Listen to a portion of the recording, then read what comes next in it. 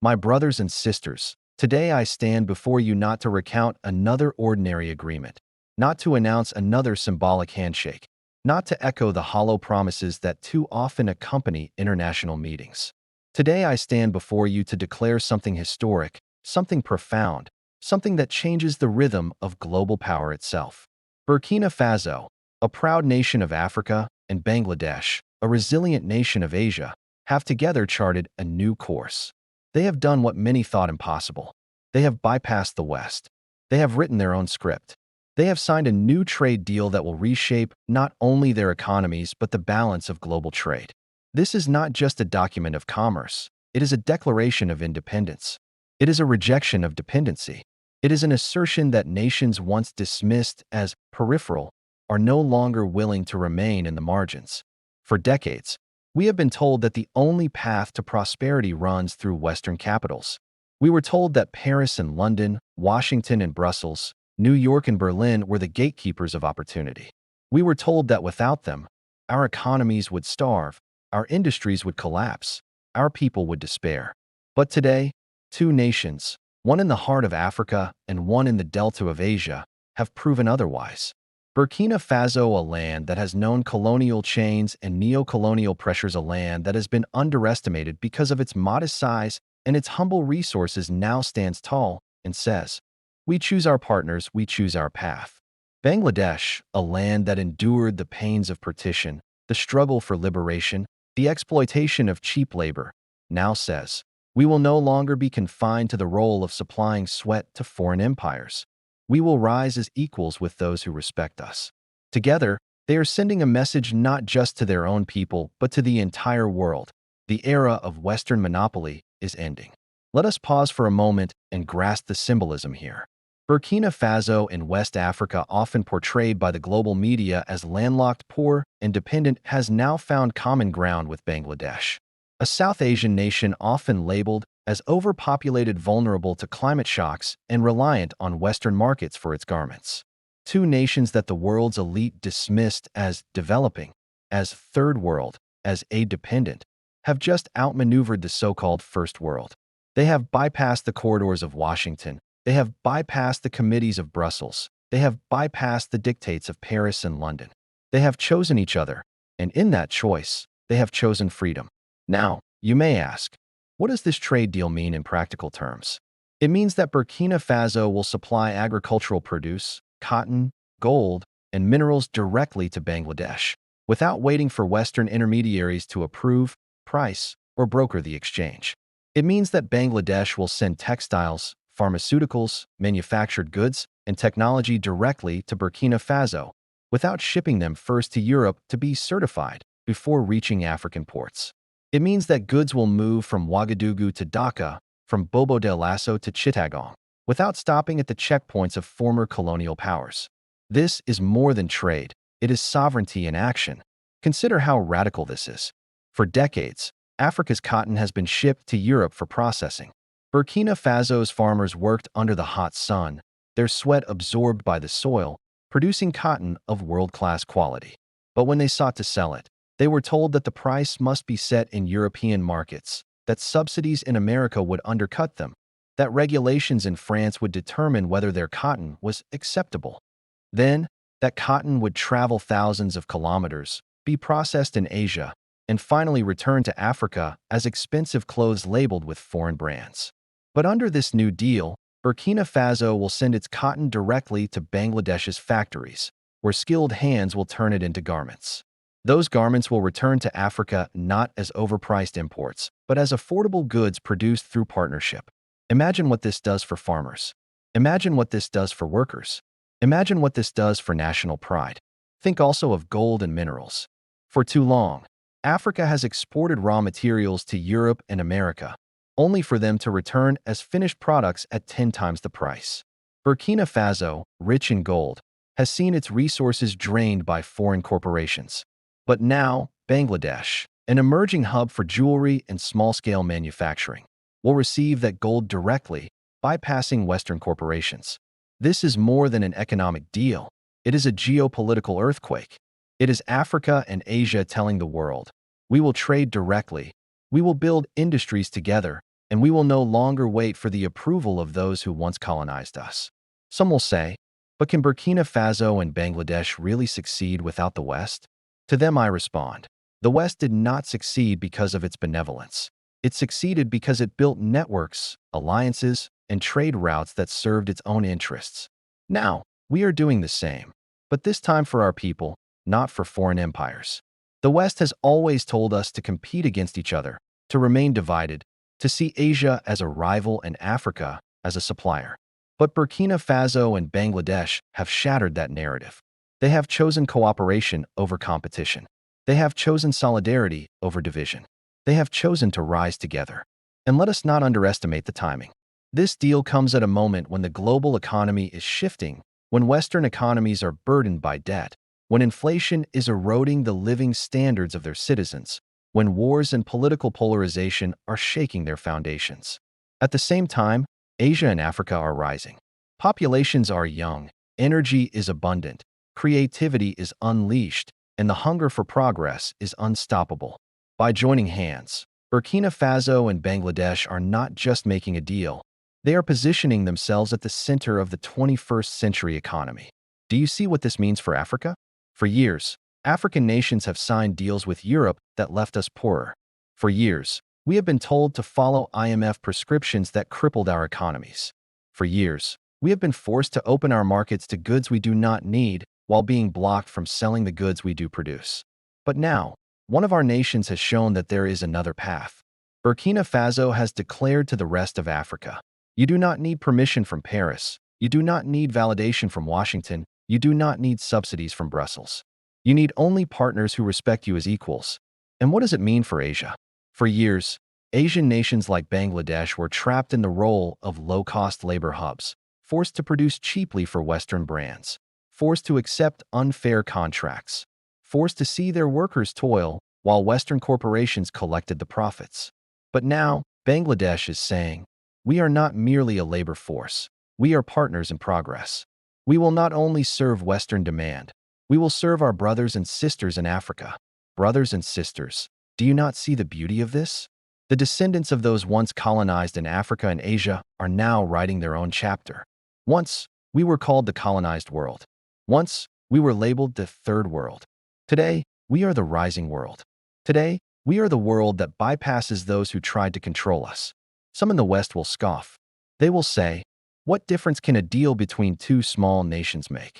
They measure power only in size, in GDP, in military might. But history does not always move with the giants. History often moves with the bold. Was it not Vietnam, a so-called small nation, that humbled mighty empires? Was it not Cuba, a so-called tiny island, that inspired movements across Latin America and Africa?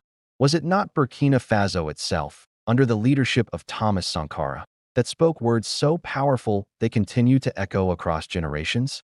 And is it not Bangladesh, born from the courage of independence, that rebuilt itself against all odds? Small nations with big visions have always shaped history. Today is no different. Make no mistake, this deal is not only about economics, it is about psychology. For too long, our people have been told that they are too weak, too poor, too dependent to make their own way. This deal shatters that inferiority complex. This deal tells the farmer in Kédougou that his cotton matters. It tells the factory worker in Dhaka that her labor will no longer be undervalued. It tells the child in Bobo Dioulasso and the child in Sylhet that their futures are intertwined, not in chains, but in solidarity. Brothers and sisters, this is only the beginning. Part 1 of this journey is simply the signing of the deal, but the true test will be in its execution. We must guard against sabotage. We must guard against external pressures. Already, the West will seek to undermine this partnership. They will whisper in ears. They will offer bribes. They will spread propaganda. They will attempt to sow division. They will say, Burkina Faso is too unstable, Bangladesh is too dependent, the distance is too far, the logistics too difficult. But we must not listen. For every obstacle they list, there is a solution we can create. For every doubt they raise, there is confidence we can build. For every attempt to divide us, there is unity we must strengthen. We have taken the first step. We have signed the deal. And in that act, we have done more than move goods across borders. We have moved the axis of history itself. My brothers and sisters, having laid the foundation of this historic announcement, let us now go deeper into its meaning, its ripple effects, and its long-term implications for our nations, for Africa, for Asia, and for the entire world. For we must understand that this trade deal is not a single event. It is a spark. And like every spark, it has the power to ignite flames of transformation that spread far beyond the borders of Burkina Faso and Bangladesh. Let us ask ourselves, what happens when two nations, once considered weak, marginalized, and dependent, begin to trade directly with one another? What happens when they bypass the intermediaries who for decades controlled the terms of exchange? What happens when Africa and Asia start to look at each other as equals rather than competitors for Western approval? First, the economic implications. For Burkina Faso, this deal opens doors that were once locked shut. No longer must Burkinabe farmers sell their cotton at prices dictated by European markets, where subsidies and manipulations crush their livelihoods. No longer must gold miners see their wealth funneled through multinational corporations that extracted value while leaving behind poverty. No longer must local industries wait for approval from external agencies before sending their goods abroad. With Bangladesh as a direct partner, Burkina Faso can now send its raw materials to a nation that actually needs them, values them, and is willing to pay fairly for them. This means more income for farmers, more security for workers, and more revenue for the state to invest in schools, hospitals, and infrastructure. For Bangladesh, the benefits are equally transformative. For too long, the Bangladeshi economy has been at the mercy of Western demand for garments. Factories in Dhaka, Chittagong, and Khulna produced billions of dollars worth of clothing, yet the profits were captured by Western brands, while Bangladeshi workers struggled with meager wages. By forging a trade route with Africa, Bangladesh is diversifying its markets. It is no longer chained to the whims of fashion buyers in London, Paris, or New York. It now has a growing African market hungry for affordable, durable clothing, pharmaceuticals, electronics, and manufactured goods. This is not just diversification, it is liberation. But the deal goes beyond economics. It is also political. For decades, the West has held power not only through military might, but through control of trade routes, financial institutions, and supply chains. They dictated terms through the World Bank and the IMF. They set rules through the WTO. They maintained dominance by ensuring that Africa sold raw materials while Asia provided cheap labor, with the West as the ultimate consumer and profiteer. Burkina Faso and Bangladesh have broken this triangle. They have cut the West out of the equation. And in doing so, they have declared a new political order, one where the global South does not wait for permission to trade, does not beg for access to markets, and does not surrender its sovereignty in exchange for loans. This deal is also cultural. For centuries, colonial powers divided Africa and Asia, convincing us that we were too different to cooperate. They portrayed Africa as a dark continent and Asia as a cheap workshop, both destined to serve Europe. They erased the deep historical ties that once connected us, the maritime trade routes, the exchanges of scholars, the bonds of solidarity during struggles for independence. But now, Burkina Faso and Bangladesh are reconnecting those bonds. They are reminding us that our histories were linked long before colonialism, and our futures can be linked long after it. This deal is a cultural bridge across continents, a reminder that the global South is one family divided only by artificial lines drawn by outsiders. Now, some skeptics will ask, can this partnership truly succeed? Is it not too ambitious for two nations with limited infrastructure, limited technology, and limited global influence? To them I say, history is not written by the timid, it is written by the bold. Who would have predicted that tiny Singapore would become a global financial hub? Imagine a railway corridor stretching from Ouagadougou to West African ports, carrying cotton, gold, and agricultural products directly to ships bound for Bangladesh. Imagine Bangladeshi factories producing not only garments but also solar panels, medicines, and electronics for African markets, shipped directly to Abidjan, Lagos, and Dakar. Imagine Burkinabe students studying in Dhaka, learning textile engineering, information technology, and pharmaceuticals, then returning home to build industries.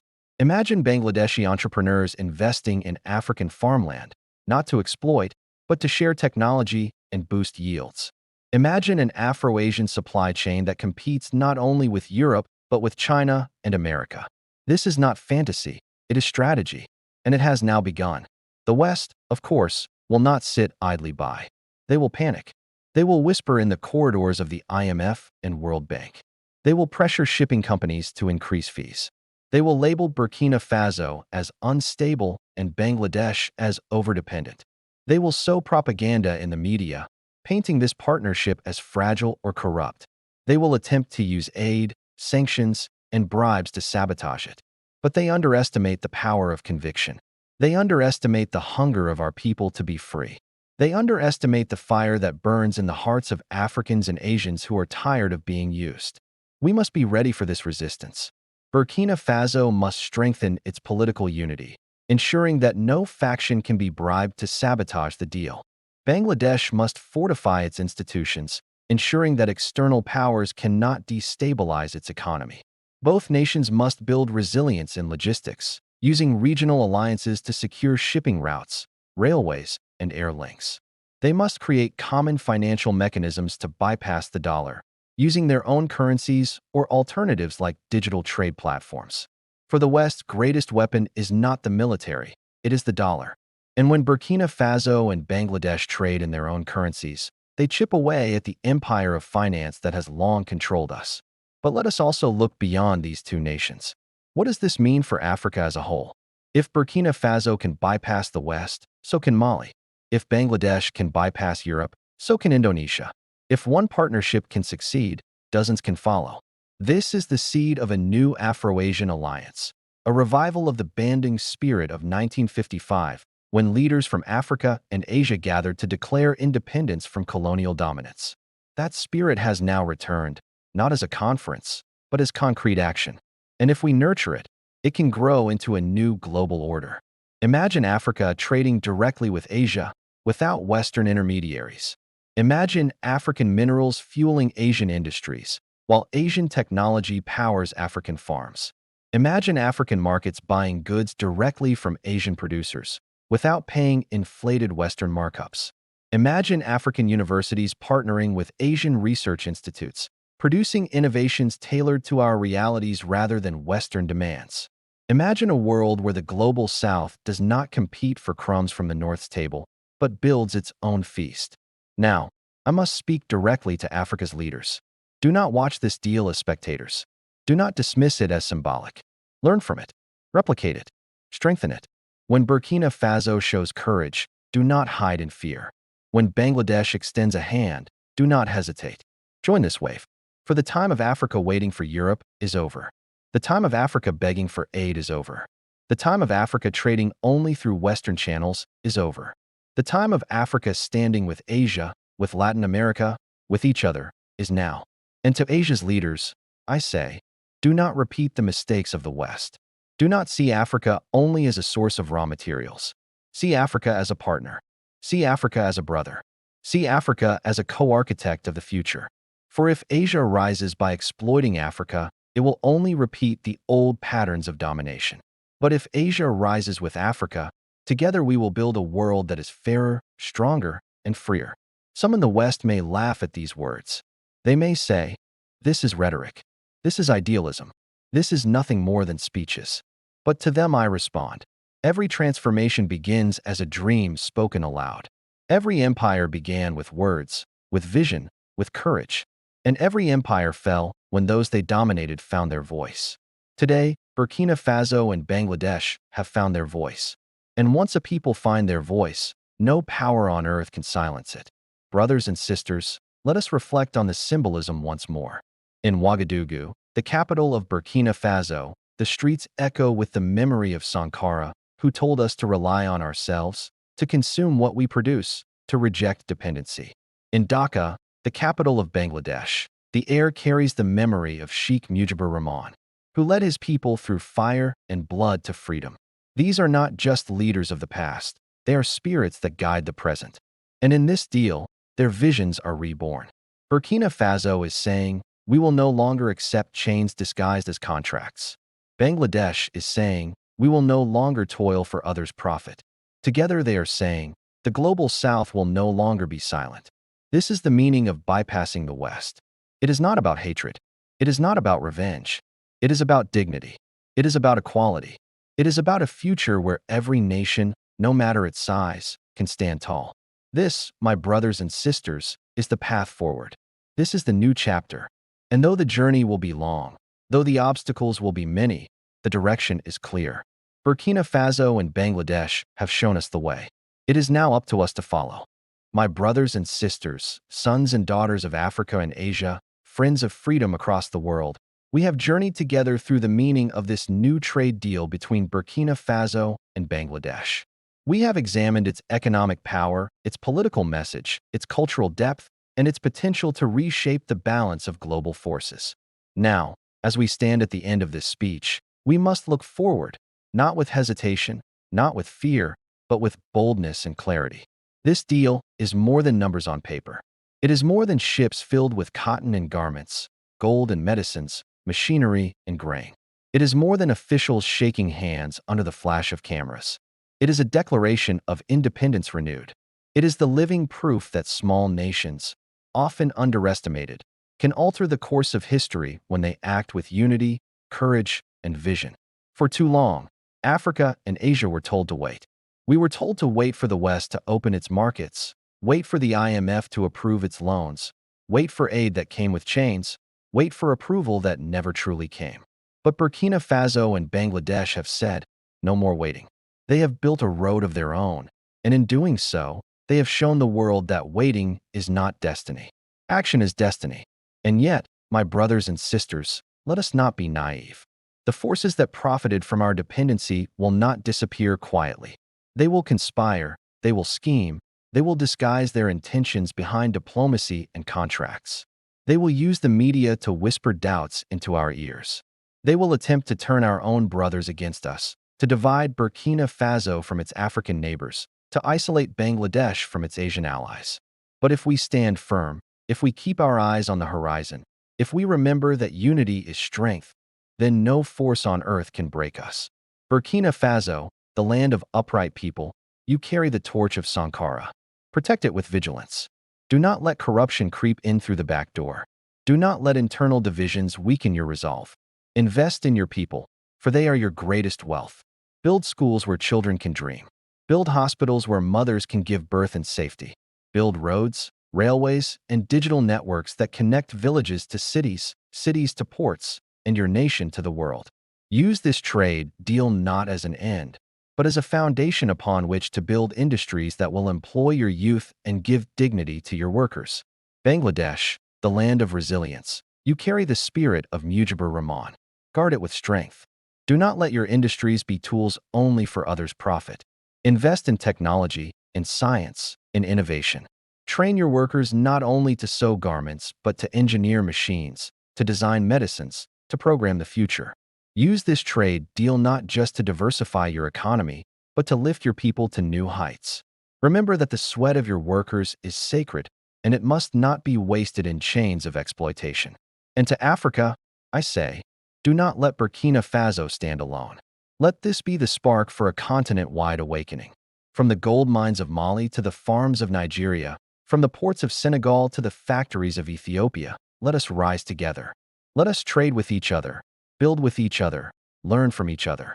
Let us create African institutions that serve us, not the interests of others. Let us break the chains of dependency once and for all. To Asia, I say, do not let Bangladesh stand alone. Let this be the first step in a new solidarity between East and South. Let India, Pakistan, Indonesia, Vietnam, and others join in creating pathways of trade that bypass exploitation. Let Asia and Africa stand shoulder to shoulder, not as beggars at Europe's table, but as architects of our own banquet. And to the West, I say this clearly, do not mistake this for hostility. It is not hatred that drives us, but hunger for fairness. It is not rejection of partnership, but rejection of exploitation. We extend a hand of respect, but we will no longer bow our heads in submission. We are open to trade, but only as equals. We are ready for dialogue, but not for dictates. We welcome friendship, but not domination. The era of masters and servants is over. The era of partners has begun. What happens next, my friends, is up to us. What happens next depends on whether we nurture this seed or allow it to wither. What happens next depends on whether we allow fear to paralyze us or courage to guide us. What happens next depends on whether we act not as scattered nations, but as a united front of the global South. The road will not be easy. There will be storms. There will be obstacles. There will be moments when doubt will creep in. But let us remember this. The greatest victories of humanity were never born in comfort. They were forged in struggle, in sacrifice, in determination. In this moment, this partnership is our chance to forge a new victory, not just for Burkina Faso and Bangladesh, but for every nation that has ever been told it is too small, too weak, too dependent to dream. So I call upon you, leaders, workers, farmers, students, mothers, fathers, children, to take your place in this movement. Do not stand aside. Do not wait for others to act. Each of you has a role to play. Each of you is a soldier in this peaceful revolution. Each of you carries within you the power to shape the destiny of our nations. Let Burkina Faso and Bangladesh be remembered not only for what they signed, but for what they started. Let this deal be the cornerstone of a new architecture of justice. Let it be the fire that spreads across Africa and Asia, across the global South, until no nation is left in the shadow of exploitation. And when future generations ask what happened when Burkina Faso and Bangladesh bypassed the West, let the answer not be a contract was signed. Let the answer be a new world was born. My brothers and sisters, the time of waiting is over. The time of begging is over. The time of dependence is over. The time of dignity, the time of courage, the time of unity is here. Forward we march. Together we rise. And no force on earth can stop us. May God bless Burkina Faso. May God bless Bangladesh. May God bless Africa, Asia, and all who struggle for justice. The future is ours.